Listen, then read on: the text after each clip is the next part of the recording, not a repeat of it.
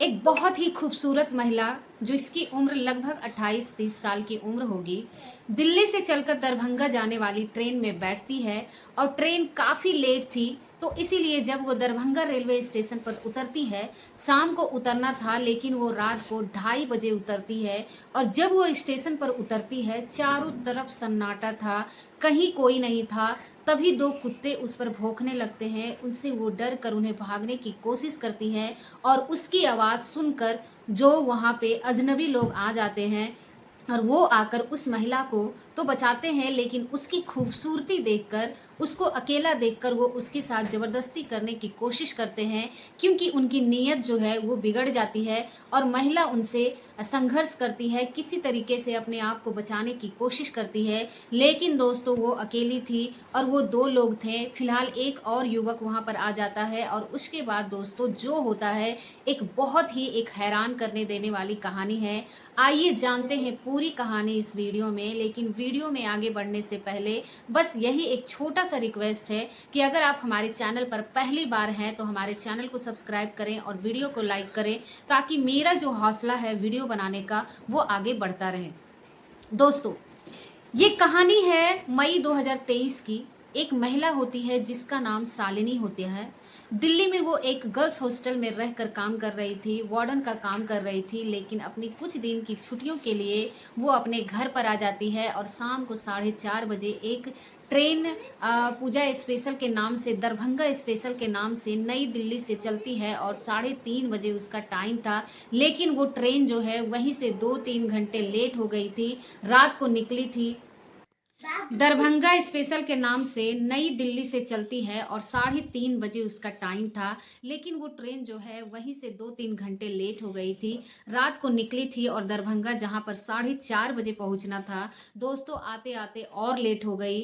तो रात को 2:30 बजे उसे उतारती है और उतारने के बाद जो कुछ चंद मुसाफिर होते हैं वो उतर कर वहां से चले गए और पीछे जनरल बोगी में ये बैठी थी। तो इसीलिए जब तक वो सोचती है, सारे लोग वहां से चले गए और वो सुबह होने का इंतजार करने लगी, क्योंकि ना तो उसे कोई लेने आने वाला था और ना ही उसके साथ कोई ट्रेन में यात्रा कर रहा था। वो अकेली थी, तो वही चबूतरे पर वो बैठ जाती है। उसके बाद उसके पास एक बैग था, बैग को नीचे रख देती है और कुछ देर तक बैठी रही। तभी एक वहां पर 2 कुत्ते आ जाते हैं और वो उस महिला को अकेली देखकर उसे भौंकने लगती है। तो जो शालिनी थी, वो शालिनी दोस्तों डर जाती है और अपना सैंडल निकाल कर उन्हें जो है दूर भगाने का प्रयास करती है और वो उसके पास ही आते जा रहा था।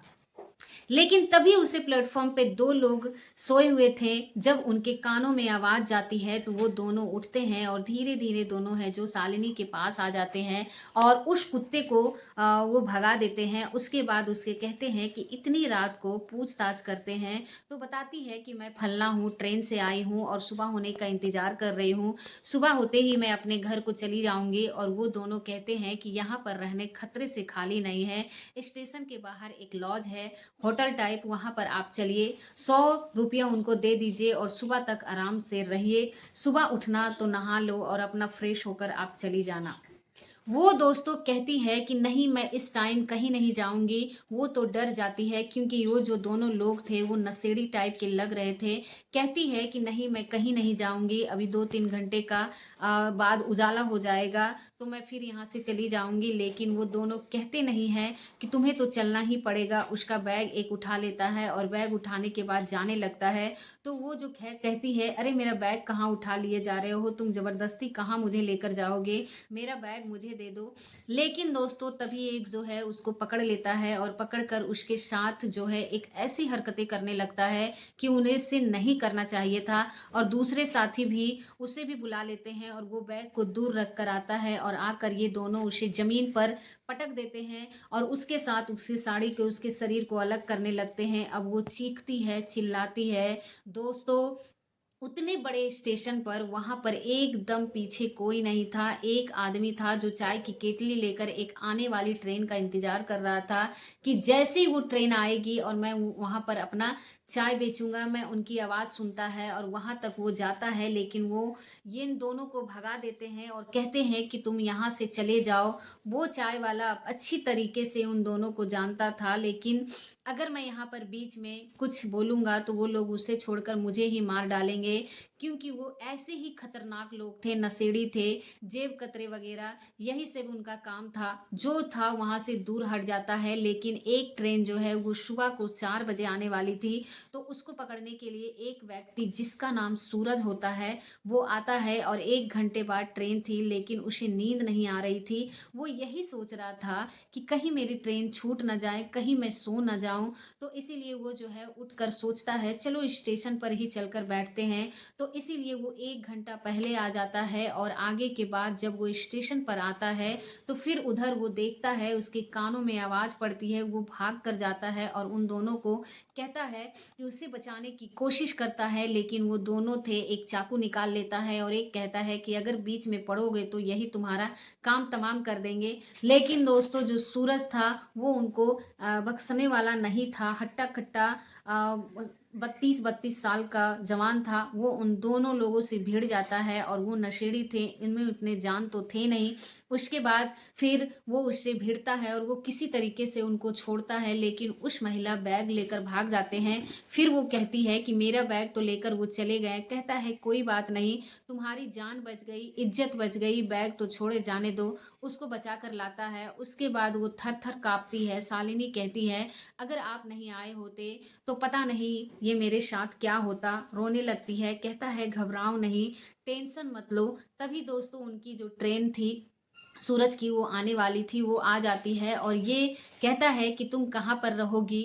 यहाँ पर ये कहते हैं कि मुझे डर लग रहा है, वो लोग ऐसा ना तो फिर पलट कर आ जाएंगे। सूरज कहता है तो ठीक है, तुम जो है मेरे साथ ही चलो और इसी ट्रेन से चलो, फिर वो वहाँ से वापस आ जाएगा। वो समस्तीपुर जा रहा था और 2 घंटे का रास्ता था, तो वो बहुत कुछ सोचती है, विचारती है कि कहीं ऐसा ना हो कि ये भी उन्हीं के जैसा हो। लेकिन अब उसके पास और कोई चारा नहीं था, और उससे पक्का यकीन था कि अगर मैं फिर अकेली हो जाऊंगी तो वो दोनों फिर आ जाएंगे। इसीलिए उनके साथ उस ट्रेन में बैठ जाती है।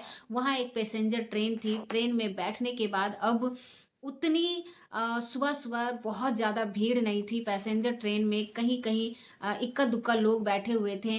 वो शालिनी से पूछता है कि तुम कहाँ थी, कहाँ से आ रही हो, यहाँ पर कैसे बैठी थी। सारी बात बताती है कि मैं दिल्ली में जो हूँ एक हॉस्टल, गर्ल्स हॉस्टल में काम करती थी, लेकिन जो गर्ल्स हॉस्टल का मालिक था वो मेरा फ़ायदा उठाना चाहता था। बड़े बड़े लोगों उसकी जान पहचान थी, मुझे उनके सामने परोसना चाहता था। तो मैं 2 साल से काम कर रही थी, लेकिन जब मैं उसकी बात नहीं मानी तो मेरे ऊपर चोरी का इल्ज़ाम लगा दिया और फिर मुझे उन लोगों ने काम से निकाल दिया। मैं जो हूँ अपने मायके से मैं रहती हूँ, माँ बाप के साथ रहती हूँ, अपने घर पर जा रही थी और ट्रेन लेट होने की वजह से यहाँ पर मैं ऐसे फंस गई। लेकिन मेरा जो सामान था उसमें मेरे कपड़े थे, कुछ पैसे थे, सब कुछ चला गया।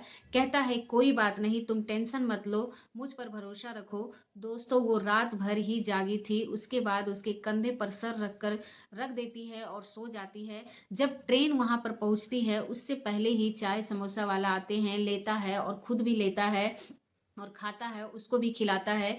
उसके बाद वो जाता है, और वो एक इलेक्ट्रीशियन था जो सूरज था, हमेशा पेचकस प्लस उसके बैग में रहता था। उसकी पेचकस से ही उन दोनों भिड़ता है और तब जाकर उनकी जान बच जा पाता है।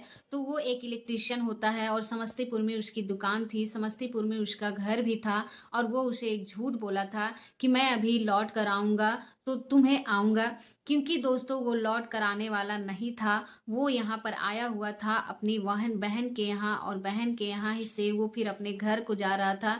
दरभंगा में उसकी बहन रहती थी। तो जब उसे उस दुकान पर लेकर जाता है और दुकान खोलता है, कहती है कि मैं क्या है, कहता है कि बस मेरी दुकान है। और जैसी जैसे दुकान खोलता है दोस्तों, कस्टमर की भीड़ लग जाती है, लाइन लग जाती है। 2 लड़के भी उनके काम पर रखे थे।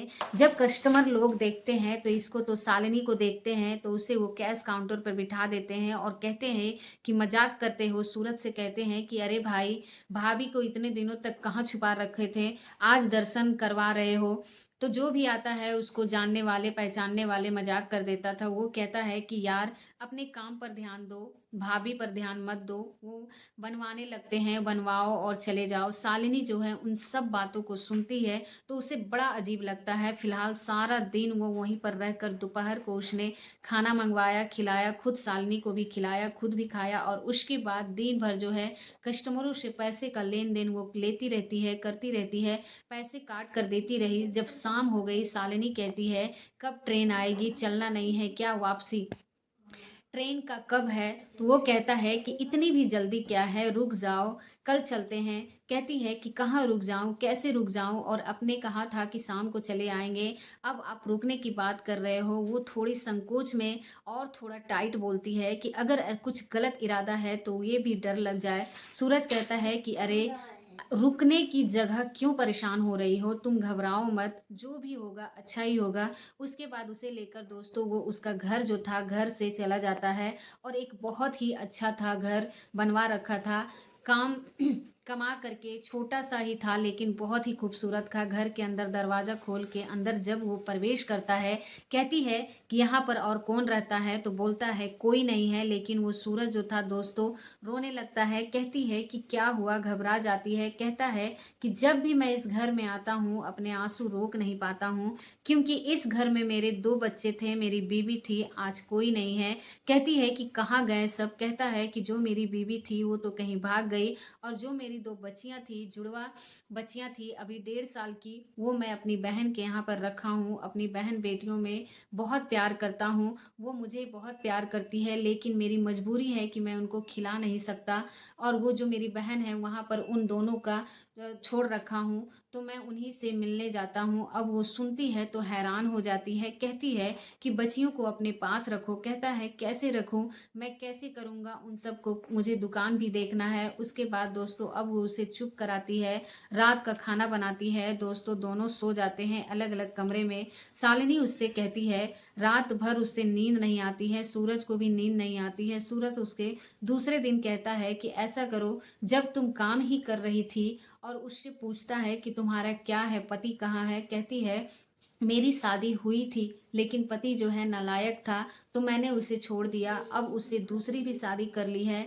अब मैं अपने अकेले खा रही हूँ, जी रही हूँ, कमा रही हूँ, इसीलिए मैं दिल्ली गई थी। अब मुझे और कहीं काम करना पड़ेगा। तो कहता है कि जब तुम्हें काम ही करना है, तो तुम मेरे यहाँ पर रहकर मेरी दुकान पर कर लो। ये बहुत कुछ सोचती है, विचारती है, कहती है ठीक है। उसके बाद दोस्तों उसकी दुकान पर वो आने-जाने लगती है, दोनों घर पे रहते हैं, खाना बनाती है और ये खाना खाते हैं, कपड़े वगैरह सब धोकर बाद में जो है वो जाती है उसकी दुकान पर, फिर सब टाइम मिलता है, 1 घंटे लेट जाती है, लेकिन वहाँ पर जाती है तो इस तरीके से उनके यहाँ काम करने लगी और 1 महीने का जब समय बीत गया तो सूरज जो था, जब तक दुकान पर रहता था उसे कोई परेशानी नहीं होती थी, लोगों में बिज़ी रहता था, काम में बिज़ी रहता था। उसके बाद लेकिन जैसे ही वो घर पर आता था, उदास हो जाता था, निराश हो जाता था, उसकी आँखों में आँसू गिरते थे और उसे बार-बार शालिनी कहती थी कि बच्चों को ले आओ, मैं उसको देख-रेख करूँगी। तो कहता है कि अभी तो मेरी बहन वो कितना भी परेशान करती है, लेकिन वो फिर भी खुश रहती है, उनको अच्छे से देखभाल करती है, दूसरे का बच्चा कौन पालता है? अगर मैं यहाँ पर भी ले आऊँगा, तो तुम उनकी देखभाल अगर ना कर पाओ, तो फिर उनके बाद क्या होगा? क्योंकि वो हमेशा रोती रहती है, कहती है अरे कोई बात नहीं है, तुम जो हो उसके साथ रहते हो, अब जो हो वो मुझे अच्छा नहीं लगता है, बच्चों को ले आओ, लेकिन वो मानता नहीं है और ऐसे-ऐसे काम चलता जाता है और 1 डेढ़ महीने और बीत जाते हैं। दिन जो है शालिनी कहती है कि मेरी तबीयत खराब है और मैं दुकान पर नहीं आ पाऊँगी। कहता है क्या हुआ? और डॉक्टर बुला लाता हूँ, लेकिन उसकी जो बहुत अच्छे से देखभाल करता है, बहुत अच्छे से उसको रखता है, शालिनी को कहती नहीं है ऐसी कोई बात नहीं है, डॉक्टर लाने की ज़रूरत नहीं है, मैं ठीक हो जाऊँगी। कुछ इस तरह की बातें करता है और फिर उसके बाद वो आराम कर लेगी, उसके बाद वो चला जाता है और फिर वो दोस्तों जब शाम को आता है तो जैसे ही दरवाज़ा खोलता है तो उसके सामने उसकी दोनों बच्चियाँ थी, उन्हें देखकर वो अपने सीने से लगा लेता है, खुश होता है, कहता है मुझे लग रहा था कि कहीं ऐसा ना हो तो मेरी बेटियों को लेकर आ जाओ क्योंकि इतने दिनों में उसका एड्रेस पता सब जान चुकी थी, बातचीत करती रहती थी उसकी बहन से भी। और जब बहन के यहाँ जाती है तो उससे कहती है कि वो बहुत उदास रहते हैं, निराश रहते हैं, तो देखने वाली देख लिया करूँगी, आखिर काम ही करती हूँ, वर्कर हूँ, उनके यहाँ पर ड्यूटी करती हूँ। तो दोस्तों उनकी बहन भी थी जो उनके साथ थी, आती है उन बच्चियों को लेकर। उनकी बहन भी कुछ देर बाद उसके सामने आती है और फिर बहुत ही खुश होता है। खुशी के मारे उसकी आंखों में आंसू आ जाते हैं और ये दोनों भी, इनके भी आंखों में आंसू आ जाते हैं बाप और बेटियों का प्यार देखकर। फिलहाल उनकी बहन जो है वहाँ पर 2-3 दिन रुक जाती है और उसके जान लिया कि हाँ, शालिनी जो है वो हैंडल करना सीख गई है इनके बच्चों को, साथ ही अच्छी तरीके से। और वो घुल मिल जाते हैं, बच्चों को भी इससे घुल मिल गए, अब सारा कुछ कर ले जाएगी। तब एक दिन वो कहती है कि सूरज सिंह भैया, अब मैं जा रही हूँ, कोई परेशानी होगी तो बस एक बार फ़ोन करना, मैं तुरंत भागते हुए चली आऊँगी। लेकिन मुझे लगता है कि शालिनी जो है वो बच्चों को केयर कर लेगी, उसकी देखभाल कर लेगी। उसके बाद दोस्तों वो उन बच्चों को सँभालने लगी, बच्चे को लेकर दुकान पर भी जाती थी। छोटी-छोटी बच्चियाँ इधर-उधर दौड़ती रहती थी, उसे बहुत अच्छा लगता था और बहुत ही अच्छे से समय सब कुछ गुजरने लगा। लेकिन जब 2-3 महीने और बीत गए तो एक दिन जो है वो सूरज तो अपना इनकम का जो दिनचर्या था, यही जो उन बच्चियों के साथ एक कमरे में अपने अकेले रहती थी, सूरज अलग कमरे में रहता था, उनकी देखभाल वो करती थी अच्छी तरीके से। और जब 2-3 महीने और बीत गया, एक दिन सूरज उसे 1 लाख रुपए देने लगा, तो सैलरी देता है तो वो जो देता था ही था, 1 लाख और देने लगा। शालिनी ने कहा कि क्या है, ये पैसे मुझे क्यों दे रहे हो आप मुझे? तो कहता है कि तुम जो हो 24 घंटे ड्यूटी कर रही हो और तुम्हें सुकून नहीं है मिलता है, चैन नहीं मिलता है, मेरी बच्चियों का जो है देखभाल कर रही हो, उसके सामने ये कुछ भी नहीं है। तो मैं उसी के लिए ये तुम्हें जो है एक्स्ट्रा पैसे दे रहा हूँ, ताकि तुम्हें ना लगे कि तुम जो है काम ज़्यादा कर रही हो और मैं तुम्हें पैसे कम दे रहा हूँ। अब दोस्तों इतना सुनते ही शालिनी वो पैसे फेंक देती है, उससे गुस्सा हो जाती है। कहते हैं क्या हुआ? कहती है मुझे ये पैसे नहीं चाहिए, मुझे प्यार चाहिए। और आप दोस्तों इतना सुनते ही ये सब सन्न रह जाता है। कहता है प्यार? कहती है तो क्या मुझे प्यार चाहिए? मुझे प्यार की ज़रूरत है, मुझे आपसे प्यार चाहिए। अब वो उसकी आंखों में आंसू आ जाता है, रोने लगता है। कहता है क्या मैं इस लायक हूँ?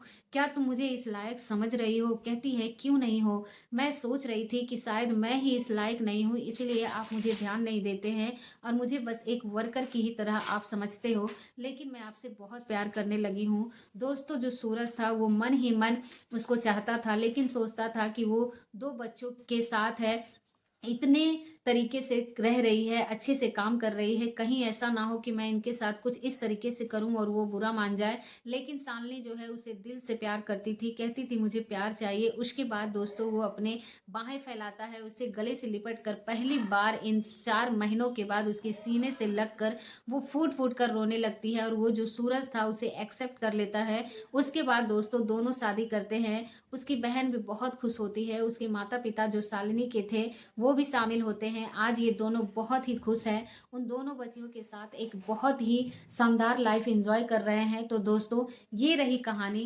कैसी लगी आपको ये कहानी, आप हमें कमेंट बॉक्स में ज़रूर बताएं। और अगर आपको हमारी वीडियो अच्छी लगे तो आप एक लाइक ज़रूर करें, ताकि हमें पता लग सके कि हाँ आपको हमारा वीडियो अच्छा लगा। तो मिलते हैं ऐसे ही किसी नए वीडियो के साथ, तब तक के लिए आप सभी लोगों का बहुत बहुत धन्यवाद।